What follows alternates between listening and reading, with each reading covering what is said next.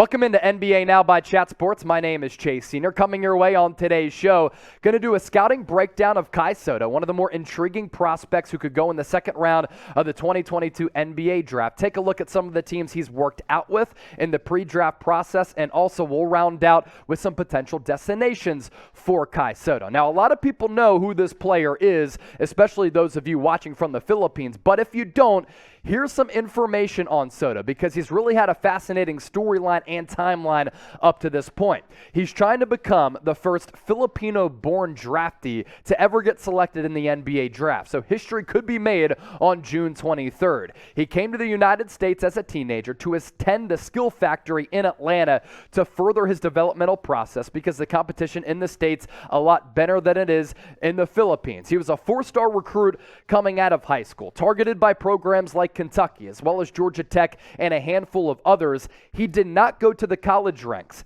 He decided to turn pro. He originally joined the G League Ignite so that he could team up with Jalen Green, as well as Jonathan Kuminga. But because of prior engagements with the Filipino national team, as well as his want to go to the NBL to play with the Adelaide 36ers, he never played a game in the G League. Played for the national team as well as the 36ers, where he's been able to continue his development. Now, if he played college basketball, a lot of people would become familiar with Kai Sotto. But because he's been playing in Australia and on the Filipino national team, a lot of people don't realize the quality of player that he can become. And at 20 years old, I think a team should draft him in the back end of the second round. What do you think, though? Predict the future for Kai Sotto. We're only getting started on today's show. You don't want to miss a single second of it. If you think Sotto is worthy of getting drafted, I want you to hit that thumbs up icon and like the video. If you don't think he's worthy of getting selected with any of the 58 picks in this upcoming draft, I want you to comment why. As for what his Skill Factory coach in Atlanta had to say about Sotto, and keep in mind, of course, he's a little bit biased. He wants him to get selected, and he coached him, so he obviously likes the player. But Jeremiah Boswell said this about Sotto: with his size and length, his ability to play the game with his mind, see the floor, pass the ball, shoot the ball, he can really do everything. So he's unique in that. There are things that he can always improve on. In the NBA, there's a lot of small ball, switching on pick and roll. So how does he move laterally? Can he switch on guards? And how does he play pick and roll? Can he hedge and get back? And those are some of the concerns that I have on Kai Sotto. You look at the size, 7'2", 7'3", depending on where you look. He's about 240 pounds. I think that he can add some muscle and beef up just a bit, going up against some really good players on the low block in the trenches at the NBA level. Like I said, playing for the Adelaide 36ers. We'll show you the numbers here momentarily. He's only 20 years old, and I've said this a couple of times.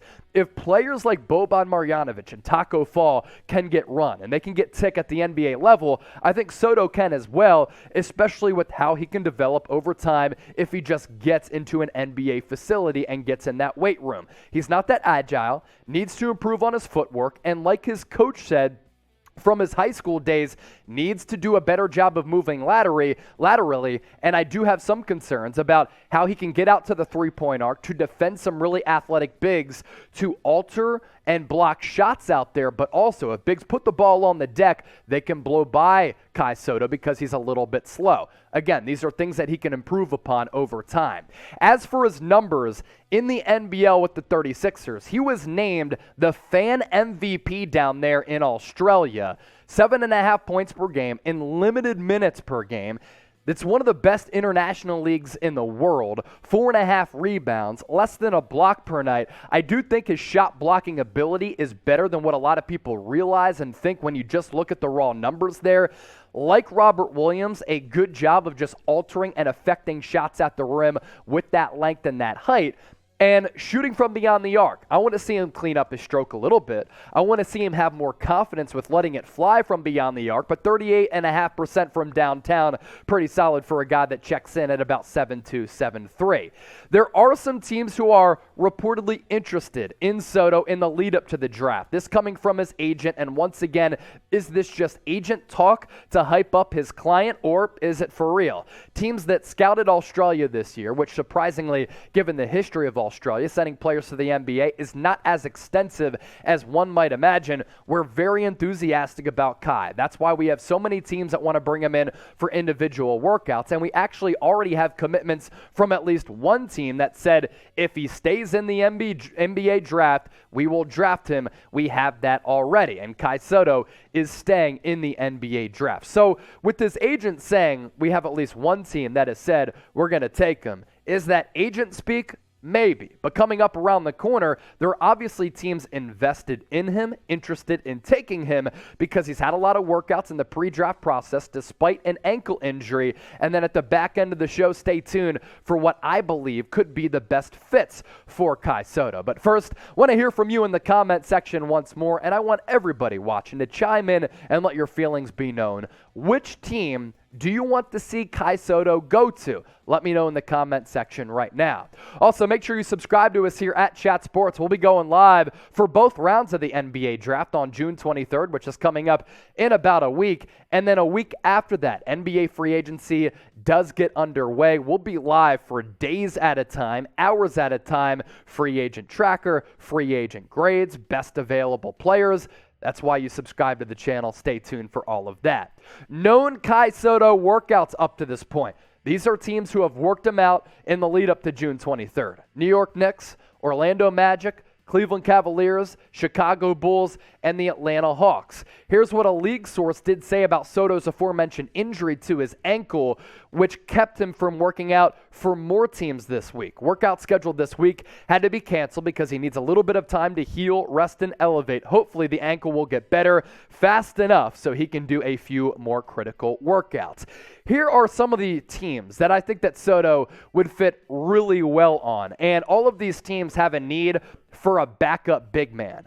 The New York Knicks, they worked out Kai Sotto. Obviously, they're interested, so I think Sotto would be a really good fit. They could lose Mitchell Robinson. Los Angeles Lakers, they are bereft of depth in that front court. They might not have Dwight Howard. They moved on last year from DeAndre Jordan. They don't have a young center that they can build around and develop. And you put Sotto at the G League level, he could be a good fit with the Los Angeles Lakers. Boston Celtics, you have Robert Williams. Other than that, who are your backup bigs? Kai Sotto, I think, could fit well on the Boston Celtics. For the Golden State Warriors, they might lose Kevon Looney in NBA free agency.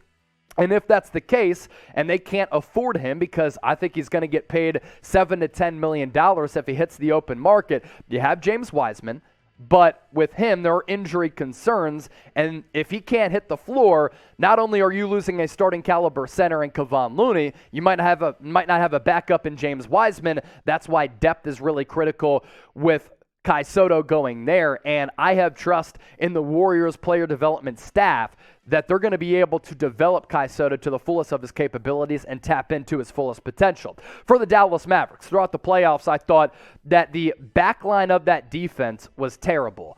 Once opposing guards and wings were able to get past that first and second level, what I mean there, the guards and the wings on the roster, Dallas lacks a rim protector, and Sotto could give them that. Boban Marjanovic, we'll see if they bring him back. He is Luka Doncic's homie. Orlando Magic, another team that worked out Kai Sotto. Cleveland Cavaliers also have to be on this list. Chicago Bulls, Atlanta Hawks, Utah Jazz. I also look at a team like the Philadelphia 76ers. So many times in the playoffs, when Embiid has gone to the bench, the Sixers have been so bad behind him. This past playoffs, it was Paul Reed as well as DeAndre Jordan. In seasons prior, it was Greg Monroe. I thought Andre Drummond was a really good backup for Embiid, but they traded him away in order to get James Harden. So I'd put the Sixers on this list as well as another team where Kai Sotto could go to with one of those late second-round picks. So here's the biggest question of today's show. Will Kai Sotto even get drafted? And if he doesn't, he will be one of the more sought-after undrafted free agents in the NBA. Type Y for yes, you think he's going to get selected, N for no, and thank you so much for watching today's show.